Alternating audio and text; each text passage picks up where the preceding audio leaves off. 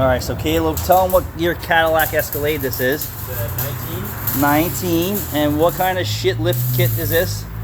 eBay. Or Amazon? There was no name on it? What was the sticker? On the here, I think. Max trac. So Max Track. Welcome back.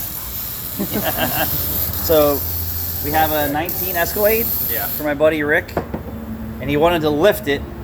Supposedly it's a leveling lift. I don't know. I hate this shit. So Caleb was in the process of doing it, and he said, "Hey, I got some problems here. I need your help." Show him what our problems are. I hate doing this shit for people. So it doesn't fit into the cavity up here because the bolts aren't drilled properly in the top flange. The mount fits the bottom flange, but it doesn't fit the top. So you tell me, is the factory wrong or are they wrong? They're wrong. Yeah, so here we go. So now we have to elongate the holes in the frame to get this crap to fit. Right? So a 3-hour job turns into taking it back apart, right? Modify, put back together, put in the car. So it's like double the time. Joe.